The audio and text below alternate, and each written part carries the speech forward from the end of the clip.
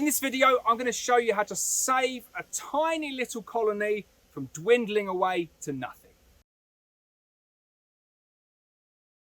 Hi, I'm Lawrence Edwards from Black Mountain Honey. Welcome to another episode of No Nonsense Beekeeping.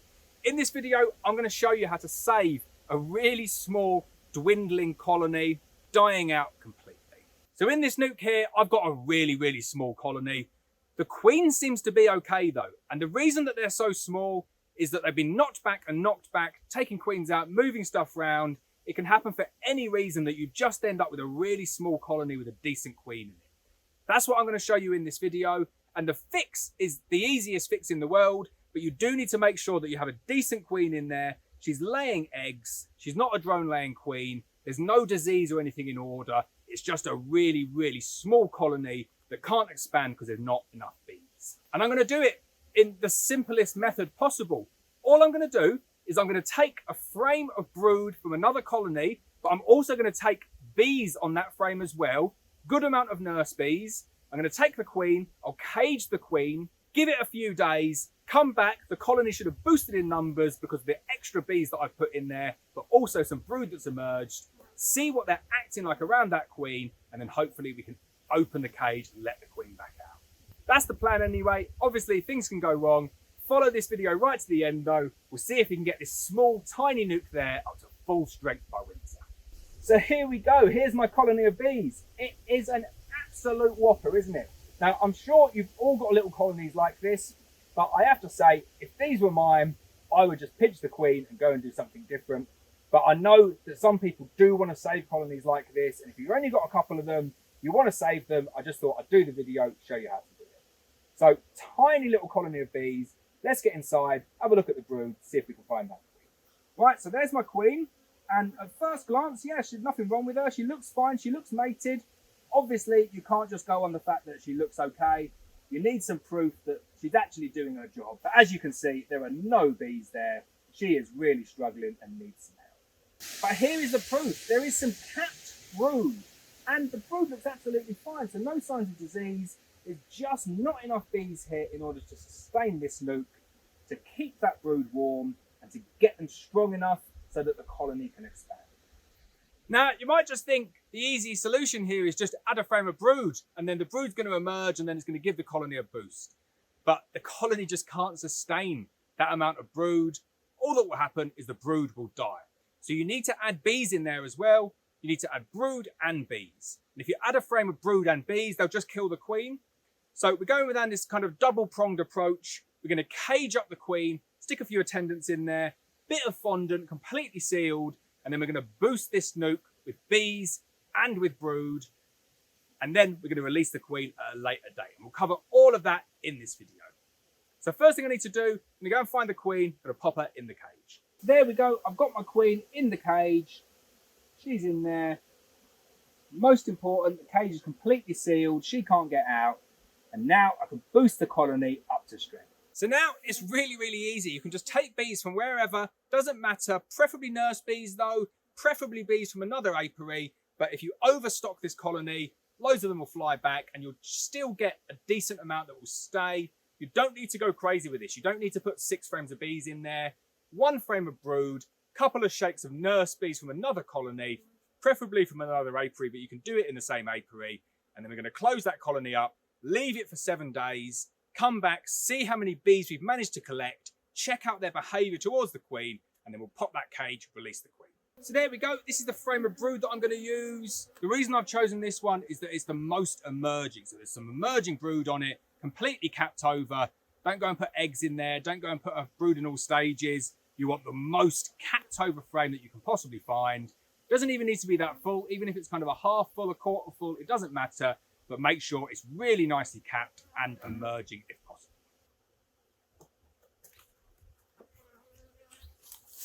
So then I'm going to go and get some bees to add in here. Make sure you don't go throwing any other queens in here. So either take them out of the supers or remove the queen from the colony that you're shaking them from. Just make sure you don't add any other queens in here. So, shaking bees, any supers, shake lots of bees in. I'm going to shake about 5 or 6 frames of bees in here. I'm going to overstock it because loads of them are going to fly off, go back to their donor hive, which is just behind the camera there. A few of them will stay though, and we just want enough to stay to keep that brood warm so that can hatch. So then, once you've stocked your colony with bees, and you can see them all going and flying back over there anyway, we only want a proportion. We're going to take the queen, cage still on, sealed in the top. We're going to pop that next to the brood frame, horizontally in between the frames. So this is what the colony should look like now. I know it doesn't look like there's a lot of bees in there, but believe me, there is a load of bees in there now. You'll get a bit of drift back to the original donor colony. They can't kill the queen because she's caged up. I'm going to get that roof on, and then we'll come back, see how they get on. And that's it. That's the manipulation part complete. We'll fast forward 7 days, see how much brood has emerged, see how many bees have stayed. Hopefully the queen's still alive in her cage, and then we can take it from there. But don't go anywhere. You'll see this colony all the way through the year. Hopefully we'll get that one up to full strength going into winter. So it's been 7 days since I caged up the queen and chucked in loads of bees. Let's get inside and see what we've got. Hopefully the queen is still in the cage. She's still alive. There's no emergency cells, but there's lots and lots of bees. That's what we're looking for here. We want to see lots of bees, lots of brood, and a queen that's still alive. We're going to have a look at the behaviour towards that queen as well. And if the behaviour's good and there's no queen cells, no emergency cells, then we'll pop the cap, we'll release that queen, and then we'll fast forward another 7 days and see if we've had a successful reintroduction of that queen. So let's get inside, see how the colony's getting on. So I think you will agree that is a vast improvement on last week. We were barely on 1 frame of bees. No, we were nowhere near 1 frame of bees. We were on a quarter or half a frame of bees in total. And now they're over 5 frames of bees. And this is 7 days later. This doesn't mean these bees are going to fly back to any original hives. They are here and they're here to stay.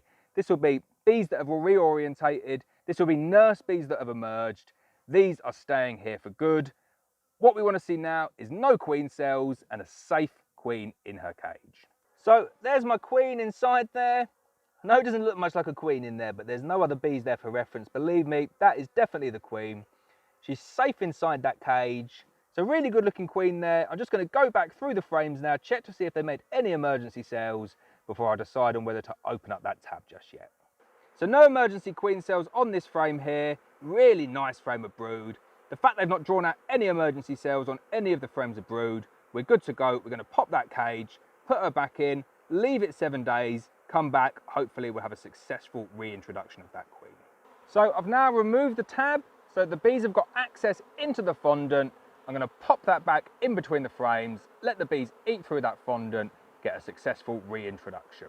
There we go, that's the queen back in between those brood frames in the middle. You can see down there, nice access into the fondant. 1 bee checking that out already.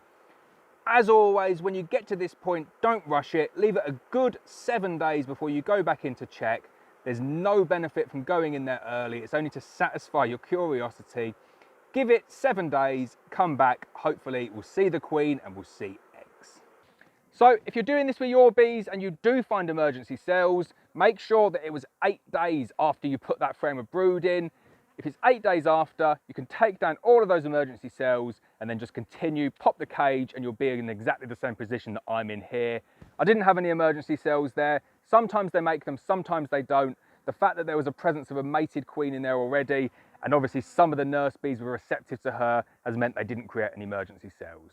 But this step here, if there isn't emergency cells, just proceed. If there is emergency cells on day 8, knock them down, pop the cap, continue as normal. But I will re-emphasize, when you get to this point here, you really want to know whether it's going to work and it's a successful introduction. After about 24 hours, they would have probably eaten their way through that fondant and the queen's been introduced. But I've had first-hand experience of going in 24, 48 hours afterwards, lifting up the frame and the queen flies off, or lifting up the frame and they ball the queen. It can happen. It doesn't happen if you leave it 7 days later, but it really does pay to be a little bit patient at this point. Just give it 7 days, you've got nothing to lose. So we'll fast forward 7 days. Hopefully we'll find the queen on the frame, see some eggs, and then that's it. We've reintroduced a queen into a really poor, struggling colony, boosted it with bees and brood, and we got it into a really good position going into winter. So I'll fast forward 7 days and we'll take another update on this colony.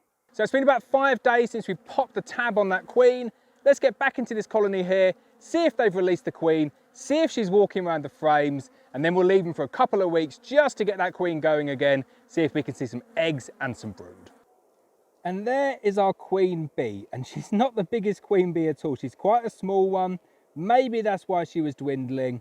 There's potential here for them to supersede this queen, so we'll give her a little bit of a chance, give her a couple of weeks, see what she can do. Just going to let her go back down there now. Don't want to interrupt too much with her, but we've got a successful introduction on this colony here. We'll give it a couple of weeks and we'll see what that queen is capable of. We're back to the dwindling nuke. Let's get inside, see if we can find that queen again and see if she has come back into lay, started to expand that colony again. So the nuke is looking really strong indeed. The weather is useless around here at the moment. Too cold, too wet, too windy. The bees are pretty much isolated, so I am going to pop some feed on these guys here today. But what I want to see is if I can find that queen again, but I also want to see if she's come back into lay. Been a couple of weeks since the last video, so any eggs we see today are going to be freshly laid by that new queen, and we should be able to tell if she's been turbocharged by adding all of those additional bees in. So there's the queen, and as we said last time, she's not the biggest queen in the world, but we thought we'd give her a chance, and I think she's repaid my faith. She's just gone off on her way there now. But if you take a look at this frame, at first glance, doesn't look like much at all. You think, well, what are we looking at here? You go inside now and you look into the frames. You can see that she has started to lay that up and lay it up really, really nicely. I'm going to shake this frame off here just to show you the eggs. So if you think back to the beginning, the small little patch of eggs, you look at this frame now and she has laid it up front to back. Every single cell, we've got eggs in all over the frame. This isn't just a patch. Every single cell that you look into has got eggs or larvae or capped brood, every single one. So there was nothing wrong with that queen. And this is the reason that I wanted to do this video, is to show you, it's not that there's something wrong with the queen. Some colonies do just dwindle, and they can dwindle because you can make them dwindle. You need to give them a chance, and you need to give them the bees to prove that the queen is okay. So here is a frame of capped brood, and this is a couple of weeks after I did the last video showing that the queen had been successfully reintroduced. This is the capped worker brood from the queen that we've reintroduced back into this colony, and as you can see, nothing wrong with it at all. In fact, it's really, really good looking brood. So there we go, that's the video complete. Really, really happy with the progress of this nuke. So happy that I gave that queen another chance. That's the kind of result that you can expect. And this is the end of the video, because that frame is up to 6 frames of bees. They've got a good amount of stores. They've got a good amount of brood. They've got a queen. They've got brood in all stages. That is a perfect nuke going into winter for the middle of August. Just to recap what I did though, just remember, I had a colony that looked like it was failing, but I had a queen that appeared to be laying good worker eggs and brood.